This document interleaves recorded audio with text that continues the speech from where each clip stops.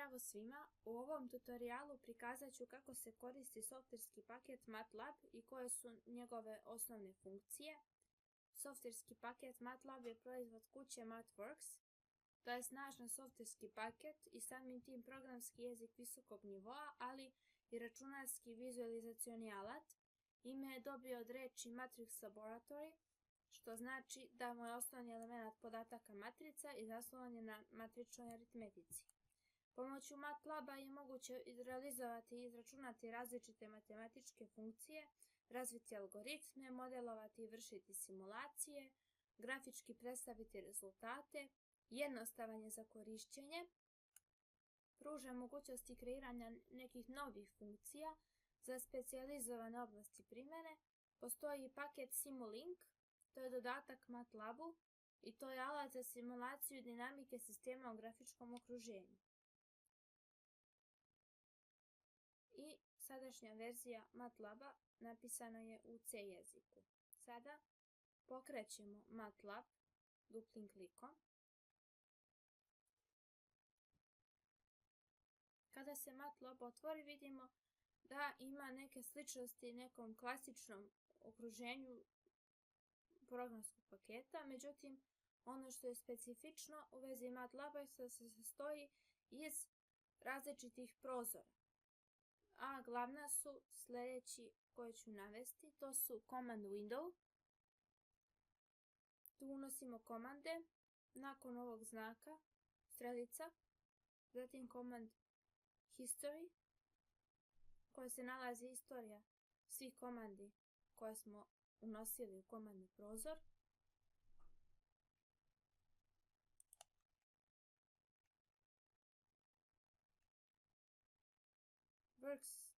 Zatim Current Directory, prikazuje datoteke u tekućem direktorijumu.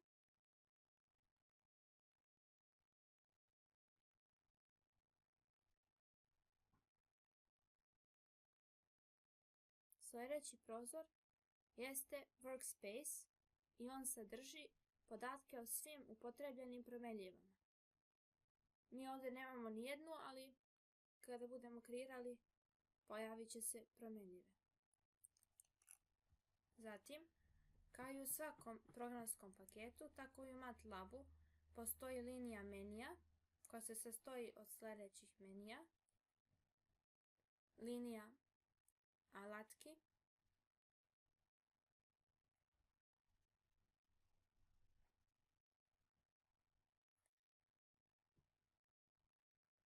prečice,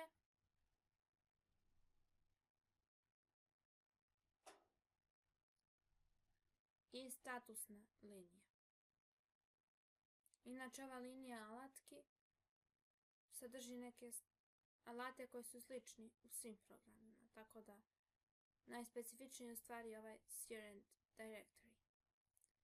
Sljedeće što ću prikazati jeste kako se unosi promenljiva u MATLAB-u. Unosi se nakon strelica koje se već nalaze. Sada ćemo ukucati jednu komandu. To je u stvari jedan izraz čiji će rezultat biti prikazan u promenljivoj ANS. I promenljiva ANS prikazat će se u Workspace prozoru. Zatim mi sami možemo definisati neku promenljivu po sopstvenom izboru. U ovom slučaju to će biti promenljiva x. Inače, i ova promenljiva sadržat će, to jest vrednost nekog izraza. Evo, to možemo vidjeti ovdje. Unosimo još jednu promenljivu koja će također sadržati vrijednost nekog izraza. Inače, u MATLAB-u kada unesemo neku komandu, kao što sada unosimo, kada pritisnemo Enter, komanda će se izvršiti.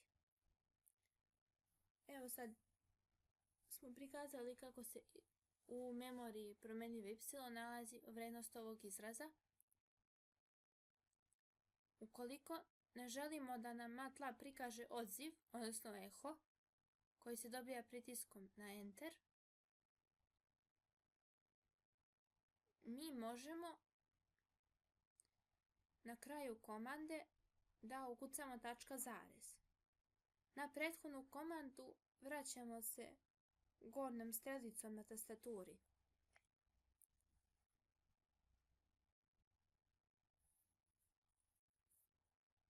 Pronađemo željenu komandu. U ovom slučaju to je ova komanda. Pritisnemo tačka zarez. Tako isto ponovimo postupak i za komandu koja definiše promjenjivu y i definišemo jednu novu promjenjivu z, čija će vrijednost biti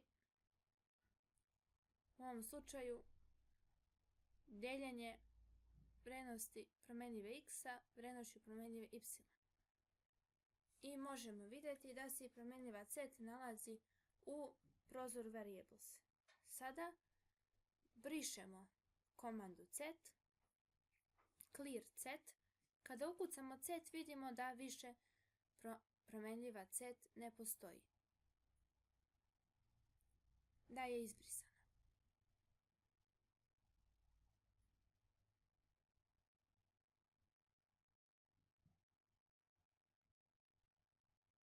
Zatim, mi ćemo je ponovo vratiti u memoriju, promjenjivu z. CLC služi za brisanje sadržaja komandnog prozora.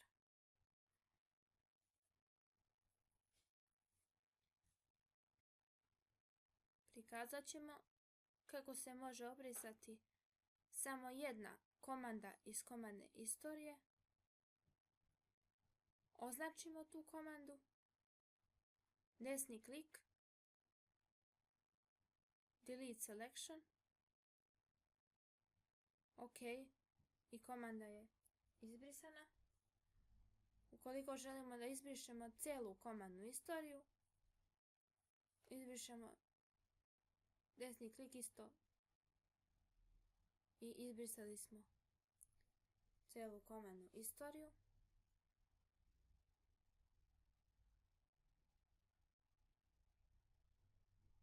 Dakle, to je mjesto što sam napomenula gdje se mijenja postojeći direktorijum.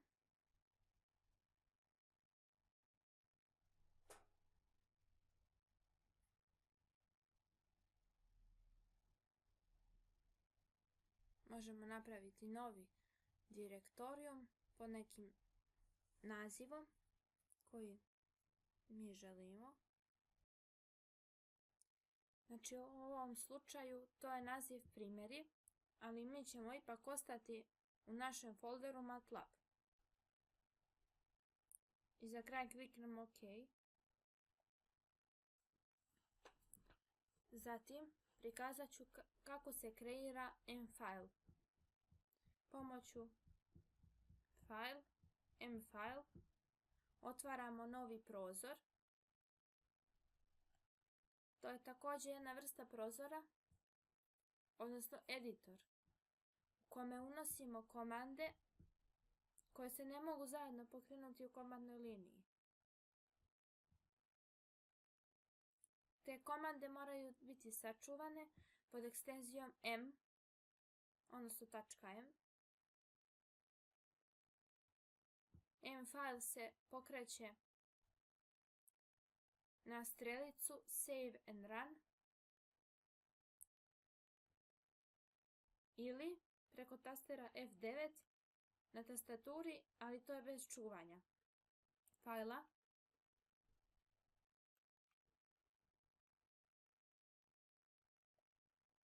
Sa ovim znakom procenat unosimo komentar u program.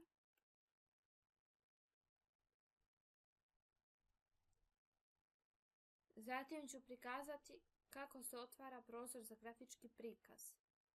File, New, Figure. Otvara se prozor koji trenutno ne sadrži nijedan grafik funkcije.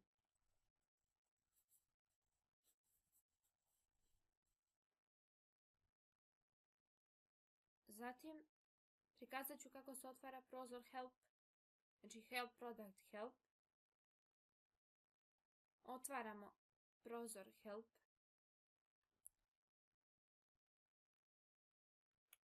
Znači on sadrži neke pomoćne informacije, odnosno pomoć korisniku ukoliko ne zna kako se koristi neka funkcija. Na primjer, ukucamo min, dobit ćemo kao rezultat način na koji se koristi navedena funkcija. Biće nam ponuđeno također i da pogledamo neke srodne funkcije koje se odnose na nizove. See also, to vidimo tu.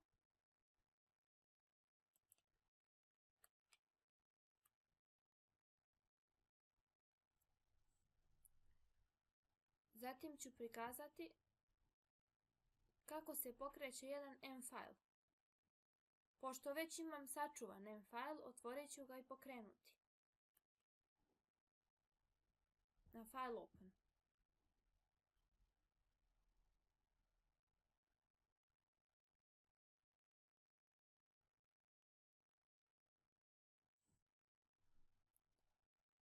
Ovaj program određuje najmanji element niza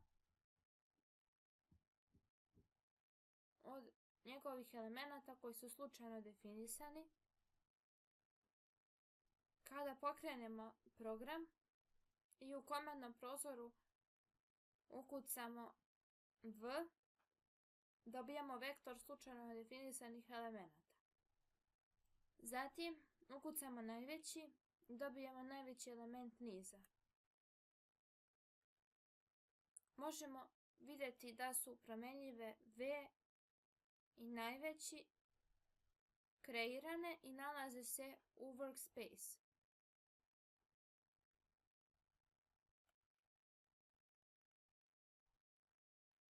Zatim prikazat ću kako se podprogrami pozivaju iz glavnog programa.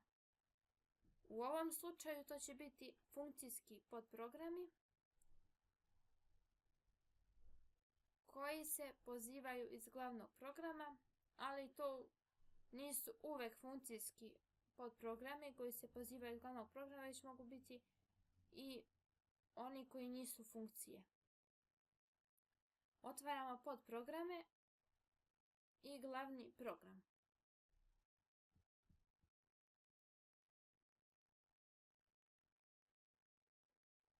Kada su otvoreni, vidimo da postoje dva podprograma. Jedan izračunava rastojanje između tačaka trougla, to je podprogram rast, i podprogram cover, podprogram koji izračunava površinu pomoću Heronovog obrasca.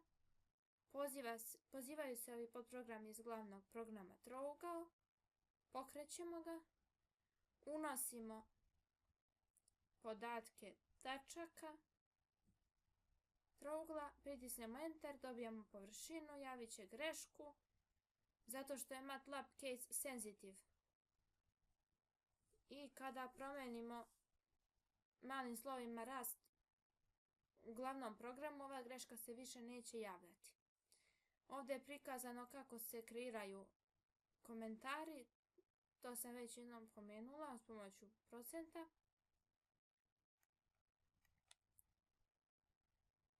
Obrišemo sadržaj komandnog prozora. Sljedeće što ću prikazati jeste kako se kreira, odnosno kako se prikazuje funkcija na grafičkom prozoru, to jest prikazu. Otvaramo na file open i pokrećemo. Ovaj zadatak prikazuje prvi i drugi izvod funkcije.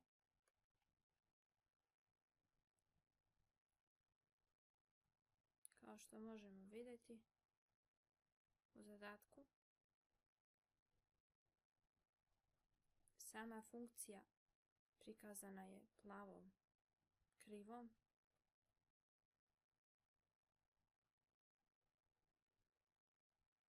Prvi izvod crvenom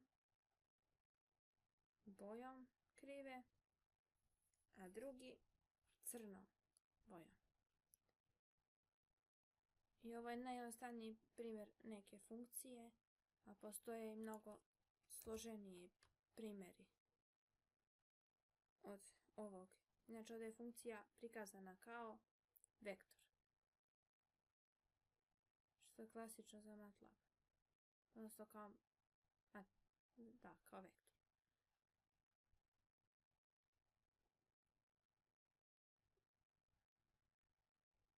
Zatvaramo prozor. Grafički prikaz isto.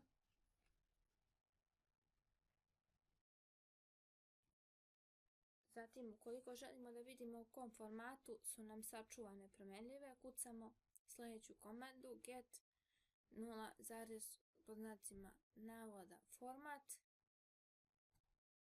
Zatvorimo zagradu i pritisnemo Enter. Dobit ćemo trenutni format.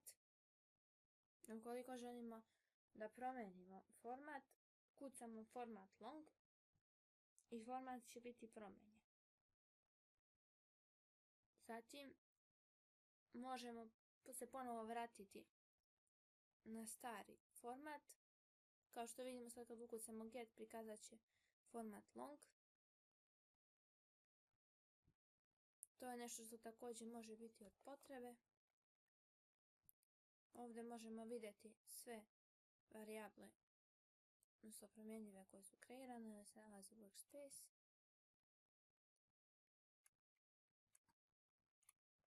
Ovaj tutorial je osmišljen tako da bude prikazane osnovne funkcije MATLAB-a. MATLAB sadrži i neke mnogo složenije funkcije i u MATLAB-u se mogu raditi mnogo složeniji i kompleksniji primjeri, ali za početak rada u MATLAB-u dovoljno je sadržaj ovog tutoriala. Hvala na pažnji.